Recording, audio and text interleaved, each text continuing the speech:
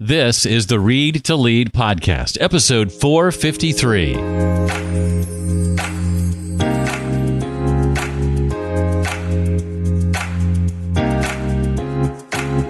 That's how a lot of people start these positive change journeys. They start from places of shame, guilt, and fear. And so what we've done is we flipped the paradigm. We say start from joy, heal these emotional patterns of shame, guilt, and fear so that you can actually create lasting positive change in the world.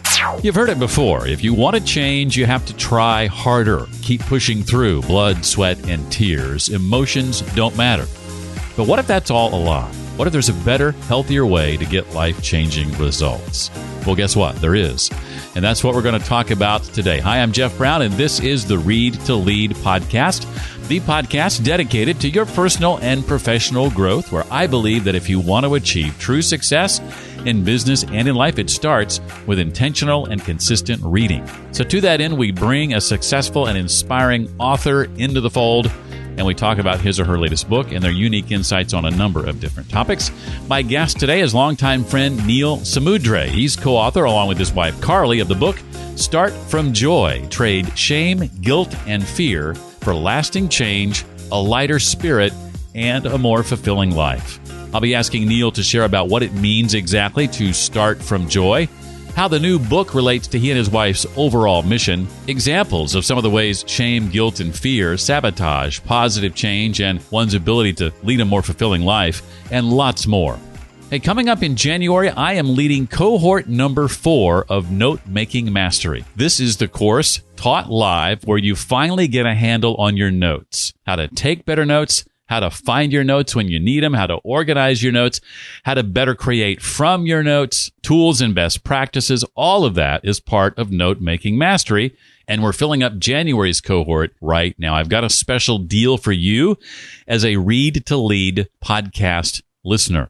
Registration is $697 normally. In fact, when you go to jeffbrown.me, that's what it's going to cost you. But when you register this week, the week of December 12th, 2022, and then message me inside the Read to Lead community, the secret phrase, and that secret phrase is Read to Lead, I will immediately refund you $200 of your registration, bringing it down to just $497.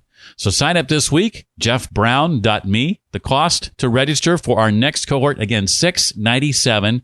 But you get $200 refunded to you when you message me inside the Read to Lead community, the phrase Read to Lead. That's the key. That's the tip.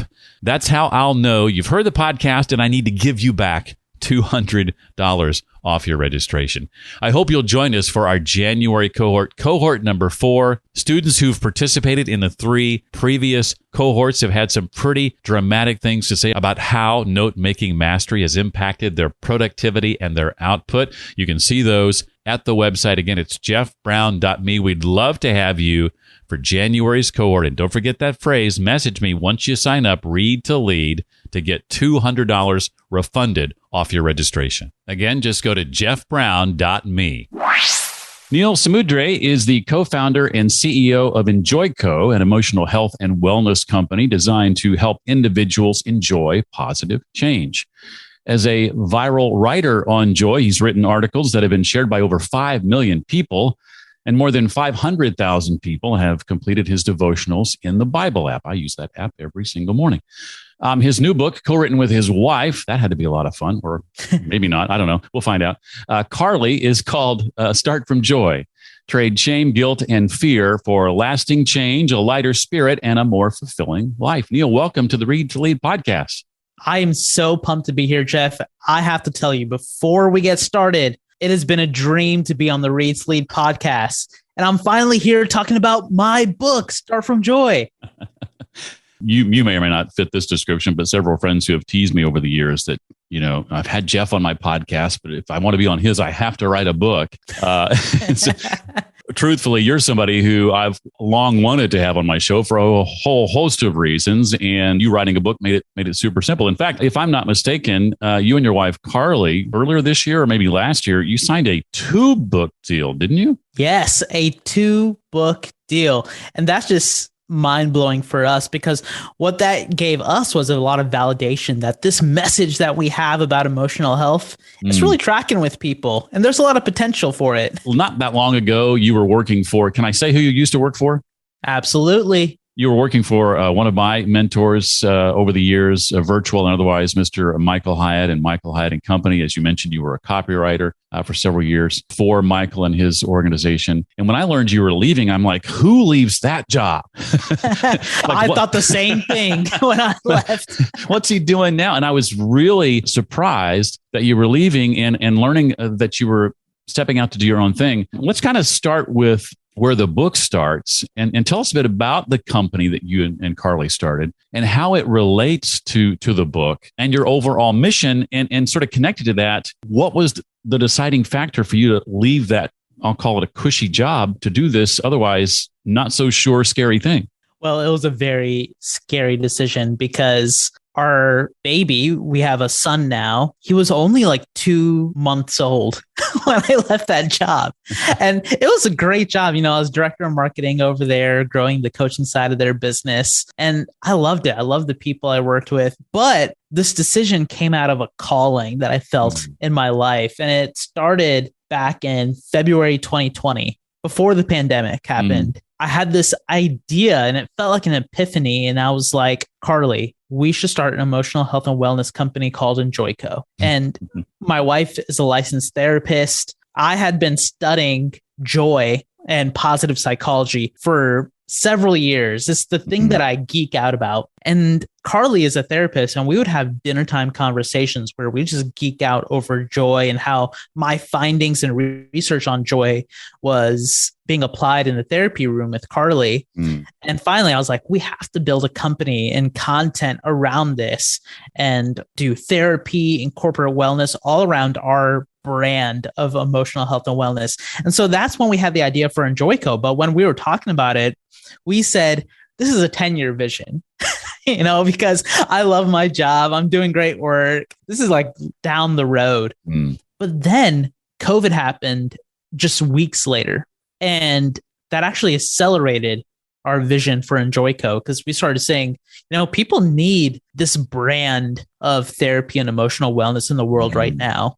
And that's when I had the idea for the book. I wrote a proposal, found an agent, shopped the book around. We got a book deal. And then that was the validation for, okay, Enjoyco's a thing. I should leave Michael Hyatt and Company, which is now Full Focus. Again, that was a very scary decision. And I'll be honest, so I left with this idea that I'm just going to ride my author advance out. I was stoked, and I was thinking that, okay, I'm going to start Enjoyco, but I'm going to take some time to myself, just write out the advance a little bit. But then I left, and the reality of having a new baby at home just kind of sunk into me. I was like, oh man, like insurance, right? And so I had a ton of people who were knocking on my door after I left, and one company knocked on my door and I became their CMO for a season. So, and then we grew Enjoyco kind of on the side while I was the CMO of this organization. Gotcha. And I did that for some time. And I actually just this summer left that job. And now I'm full-time in Enjoyco. Wow. That's the history. And it had to have been, I know you're a humble guy. I've known you for years, but I just think about the fair amount of courage and bravery with a 2-month-old to leave that and do it because you saw the need suddenly, go through the roof with COVID and what was happening in the world. To take that step, knowing that you couldn't wait to help people, you needed to help them now. To me, that says a lot about your character and who you and your wife are. And I'll say this, it hasn't been easy. We're building an emotional health and wellness company. It's not like we're building some high ticket consulting. Like we're not chasing money with this, is what I'm saying.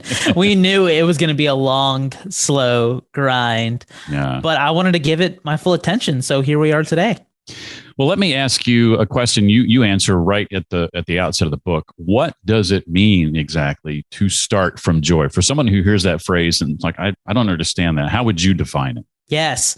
So a lot of people, when they approach positive change, they believe that joy is on the other side of change. Like, first, I need to change my life in order to arrive at joy. Once I lose weight, once I get out of debt, once I land that promotion, then I will have joy. Then I'll reap the benefits. And we flip that around. We provide this paradigm shift and we say, no, when you start from joy, you create lasting change. Because a profound principle that we talk about a lot in our book is that you stick to the things you enjoy. So if you start from a place of joy, then the results that you create last. So start from joy is all about creating lasting positive change in our life and getting clear about our emotional health before we begin on these lasting positive change journeys. So a lot of people, when they go about seeking positive change in their life, whether it's getting out of debt or finding a partner in life, they don't really consider the role their emotions play with all of that. And so they're pursuing these positive change quests from a place of shame, from a place which says, I am a bad person, and so I need to change my life, or a place of guilt. I've done wrong. I messed up here in this relationship. I need to fix things by doing XYZ. Or from a place of fear, if I don't make $20,000 in the next month, then we'll be in trouble, And so that's how a lot of people start these positive change journeys. They start from places of shame, guilt, and fear. And so what we've done is we flipped the paradigm. We say, start from joy, heal these emotional patterns of shame, guilt, and fear so that you can actually create lasting positive change in the world. Can some of these otherwise negative emotions, fear, guilt, shame, you mentioned, or anger, or sadness, or loneliness, can any of those ever be good for us? Absolutely. In fact, we have this whole section in the book where we talk about the gift of quote unquote negative emotions. Because there's a gift to these negative emotions, they're not really negative. They just feel uncomfortable in the moment. But if we can lean into their wisdom and what they're trying to show us, what they're trying to signal to us about what we value, then we can leverage the gift of those emotions. So for instance, the gift of fear is wisdom. So if you saw a tiger right outside your front door and you feel fear, the wise action is to run. The gift of fear is wisdom. The gift of guilt is repair and seeking forgiveness. The gift of shame, which says, I am bad, is humility. It's saying, hey, I'm not a perfect human being. I mess up. These are all good things. Gift of anger is passion. Gift of sadness is healing. And gift of loneliness, connection. There's a good gift behind these emotions. But the problem is, I'll say this, when we go about positive change from an emotionally unhealthy place, a lot of us struggle with the toxic application of these emotions. Right.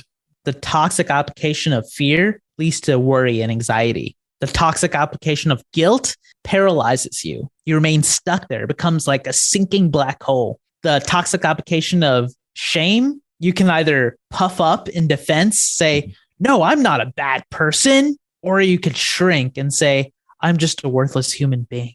And so what the toxic application of fear, guilt, and shame do is that they close the door on positive change. They say you are beyond repair. You cannot seek positive change. Whereas the healthy application of shame, guilt, fear, and these negative emotions, they keep the door open. Like, for instance, shame, the gift of it is humility. It's saying, I am not a perfect person. I am a human with limitations. And in this humility, I am going to seek out doing the best that I can do today, right? It has a healthy acknowledgement of your limitations and what you could do in the world. But that's the healthy side of shame. A lot of people have the toxic application of fear, guilt, and shame, and these other emotions. Is that what you mean when you use the phrase toxic positivity, or is that something else? Is it, when you say toxic positivity, is this what you're talking about? That is something else. And actually, if you want to talk about that right now, sure. That's one of the biggest reasons why we have an unhealthy relationship with our emotions and why we push away negative emotions. So toxic positivity is the lie that only positive emotions are worth feeling and that negative emotions are worth nothing. You just have to avoid them at all cost. But if we hold on to that lie, what happens is that then we don't lean into the gift of negative emotions, right? We'll do anything it takes to escape those emotions. And this is actually what sabotages positive change for us. Now you've mentioned the gifts of some of these, what are seemingly negative emotions. Let's talk about some of the gifts of joy. You write about 4 in particular. Yes. When we were first coming up with this concept of start from joy, we asked ourselves this question: why is joy the best starting point for change? Why does that lead to lasting positive change? Why isn't another emotion like peace or love? Why does it start from joy?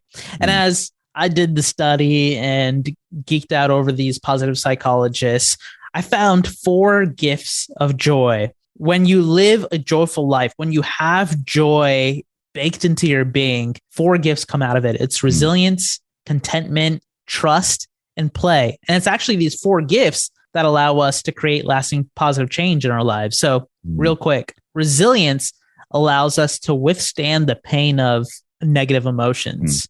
Brene Brown talks about joy as being the most vulnerable emotion because in order to experience joy and the heights of joy, you have to open yourself up to the potential of losing joy, And so when we talk about the resilience of joy, in order to feel joy, you have to open yourself up to feeling all negative emotions, fear, guilt, shame, anger, sadness, loneliness. We have to open ourselves up to the willingness to experience all those emotions. But as we do that, we become more resilient to them. So then we can withstand the pain of positive change, because positive change will inevitably include negative emotions. And so resilience is one. Contentment detaches us from the outcome of whatever happens. We define joy in the book as the internal gladness inspired by purpose, hope, and delight. And really, purpose, hope, and delight, these are 3 key ingredients to joy. But with contentment, you detach from the outcome. You're saying that your hope is not in achieving this result. If you have contentment, if your happiness and joy is detached from the outcome, then you don't need to have results happen in order to feel joy. Trust, when we were talking about joy, we said it was the internal gladness, meaning it's this internal feeling. It's not just happiness, which is based on external circumstances. It's the alignment you feel with your values, your purpose. It's that internal knowing. And so with trust is a gift of joy because joyful people know how to tap into their intuition and their values. And what we see a lot in our world of self-improvement and self-help is that we will rather believe what the gurus say. We would rather believe the 10-step program and this author than our own intuition. And so as we leverage the joy that comes from living in alignment with our values, we increase trust with ourselves, which is what we need to stick to lasting positive change. And then finally, play. Obviously, play is a gift of joy, letting loose, having fun. And like I said before, we stick to the things we enjoy. So if we can find play and enjoyment in whatever we're trying to change, then we create lasting results because we're more likely to stick to it. Resilience, contentment, trust, and play. Now, we haven't really talked about these by name, but I want to mention that Neal and Carly unpack 7 principles throughout the first part of the book, which is called the Start from Joy Life. And those principles are in the motivation of shame, guilt, and fear. Be curious with your emotions, interrupt your loops, challenge false Scripts. At least that's the tentative title. My version says Challenge False Scripts chapter title. So that one's undecided apparently. Call out the judge and find your joyful purpose and then make it fun. You talked about play a moment ago. And then the second half of the book, Empowered for Joy, where they talk about enjoy your health, enjoy your money, enjoy your work, enjoy your relationships. As I looked at those 7 principles, I realized instantly, even though the chapter title maybe is tentative right now, the content is not. And it gets into this idea or this topic of mindset, this false scripts label that you've given it. What's an example of a false script and how do they tend to sabotage us? Well, first off, that is not a tentative title. That is the title of the chapter. That's a core principle that we talk about a lot in Enjoyco. So false scripts are the narratives you believe about where you'll find happiness and joy. And everyone has false scripts. It could be something like, once I get out of debt, then I'll be happy.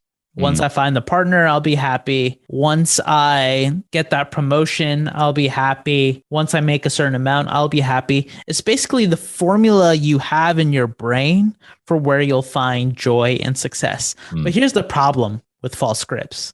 It delays joy and happiness into the future. And so as we talk about this idea of starting from joy, it's inherently opposed to it. Because you can't start from joy. You can't find joy today at the beginning of your positive change journey because of these false scripts, these narratives you have. It sabotages us because then what happens is we start comparing ourselves to these standards. We start saying, I cannot be happy now because I have this weight on my body. I can't be happy with my body. Or I can't be happy now because I have this much in debt. I can't be happy now because I'm not making this certain amount. And so the work that we do in our book is we empower people with the skill set and the tools to challenge these false narratives. These false scripts, they're false. Shocker. They're not true. And a lot of these scripts are taken from our stories, from our upbringing, from our parenting, from the culture. These false scripts are just scripts. And so we need to build this internal toolkit for challenging those false scripts so that we can find joy today. Because when you hold on to these false scripts, that's what inspires shame, guilt, and fear. You start measuring yourself in that gap between the standard that you want for your life, that false script, and where you are now. And then you can only walk away with few emotions. You can either walk away with, well, I'm a terrible person because I don't have this. Or guilt, I've messed up in my life. I've taken so many backward steps, so I don't have this. Or fear, oh my gosh, if I don't get this, something bad's going to happen. And so that's how false scripts add these toxic, sabotaging emotions into our journey for positive change.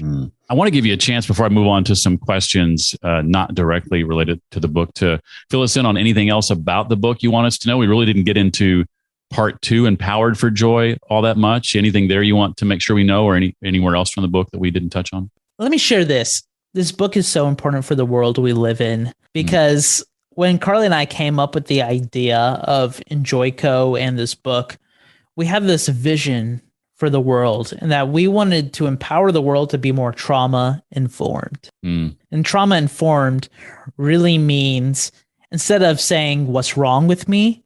You ask, what happened to me? And the reason why COVID-19 accelerated this vision for Enjoyco in the book is because when people were carrying the emotional load of a global pandemic, you know what we saw? We saw a whole lot of shame, guilt, and fear. A lot of people were saying, well, why can't I do this? Why am I burning out of my job? Like, what's wrong with me? I can't achieve this goal. And a lot of people are being hard on themselves. If you're hard on yourself, you only make positive change harder. We wanted to build a more trauma-informed world where people consider their emotional health before they beat themselves up.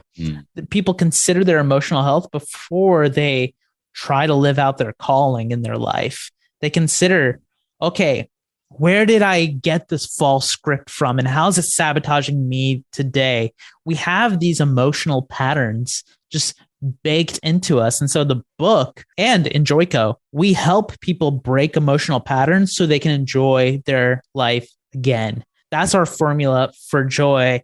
And that's just what I want to say about the book is that if you are doing something important in your life, whether it's with your work, whether it's in your marriage, if you're doing something important, if you have people who look up to you, who depend on you, it is your responsibility to care for your emotional health, to be the emotionally healthy leader and person that other people need you to be.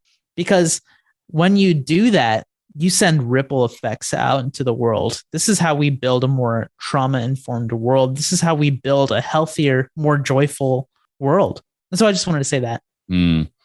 Something I intended to ask you earlier and skip past it. I want to come back to it now really quickly. This might be getting a little bit vulnerable, but I'd be curious to know maybe some of the ways that you and Carly complement one another in this endeavor that you've embarked on. Absolutely. So Carly is the licensed therapist.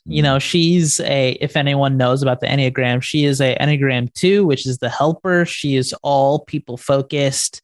She has a heart of gold and she's super wise. And then I am the Enneagram 3, the achiever. I love goal setting. I make goals for my goals. I was the Michael Hyatt person. I still am today. Yeah. Like I love Michael Hyatt and all of his work. Full focus planner. Can't boast about that enough. But I am that person who is in the personal development world who has set aside my emotions in pursuit for positive change. Like I did not start from an emotionally healthy place. I tell a lot of my personal story in the book about how I really ran my first business into the ground because I didn't have this healthy relationship with my emotions. And so I bring that perspective, and then Carly brings the licensed therapy perspective, and we really complement each other well, because if you look at other people in the emotional health space, a lot of other thought leaders and stuff, they don't have the therapy expertise. They haven't worked with people to help them break down trauma, and they only have their personal experience, kind of like me. But I bring kind of the coaching side of Enjoyco, and Carly brings the therapy side of Enjoyco, and together we create fun and enjoyable emotional health. I love it. You mentioned personal and professional development. I know you're an avid and voracious reader, so this may be a tough question to answer. If you want to narrow it to the last year or two to make it easier, that's fine. But would be curious to know, what are the books that you find yourself recommending because they were so impactful to you? Oh man, this is hard because there's so many. Essentialism by Greg McKeown. I think that was huge for me. It helped me clarify a lot in my life, get down to what was most important for me. The Ruthless Elimination of Hurry by John Mark Comer. That really helped me slow my life down, because I like to move at the pace of achievement, which is always fast paced. I needed that slowing down, that the gifts of quiet. Speaking of quiet, I loved Susan Cain's book. I consider myself an introvert, even though I don't come across as an introvert. I really get my energy from just being alone with my ideas. And that really helped me reframe that introvertedness. In terms of like building a business, I read Platform from Michael Hyatt right when it came out, and that was game changer for me. Also, $100 Startup, Chris Gilbo. When that came out, that really inspired me to take action on this dream I had. Those two books were really what got me started on my entrepreneurial journey. Wow. I've read every single book you rattled off except the quiet one. So I've got to check into that one. I just listened. It's a classic. Yeah. I just listened to John's book, The Ruthless Elimination of Hurry, for the first time on a plane here recently. I had the book on Audible for months and had not gotten around to listening to it, but fantastic, and love all the other books you mentioned as well. So I got to pick up Quiet. That's the one I'm missing, apparently. Well, Neal and Carly's book, again, is called Start from Joy, Trade Shame, Guilt, and Fear for Lasting Change, a Lighter Spirit, and a More Fulfilling Life. Neal, this has been a real treat. Thank you so much for coming on the podcast. We really appreciate it. Thanks for having me. Well, I knew Neal was going to have a hard time narrowing it down to just one or two books. We got 5 out of him total. I'll link to each of those 5 and the other resources and links we talked about today at the show notes page for this episode. That, as always, is at readtoleadpodcast.com/ this time it's 453. readtoleadpodcast.com/453 for episode 453. Remember, as a Read to Lead listener, there's a special incentive for you to sign up for Note-Making Mastery, the January cohort coming in just a few weeks. Find out all the details at jeffbrown.me. And remember, when you register, you'll get $200 back, $200 in a refund off your registration when you message me the phrase Read to Lead. This will be cohort number 4. The first 3 have been incredibly well received. Would love to see you in the next one. Again, the website to go to jeffbrown.me. And remember to message me Read to Lead to get $200 back from your registration. This podcast now going on 9.5 years old. The first few years, occasionally I would miss a Tuesday here and there. Not proud of that, but it wasn't perfect. But I got really serious in late 2017 about not missing Tuesdays any longer. And I'm excited and a little bit proud to tell you that this week marks 5 years without a miss. 5 consecutive years of never missing a Tuesday. You can't see me right now, but I'm giving myself a little bit of a pat on the back. But seriously, though, thank you for being here for these last several years, whether that's 5 years, 9 years, or 5 months. I so appreciate you coming back to listen again and again. That does it for this week. Hope to see you next time. Until then, remember, leaders read and readers lead.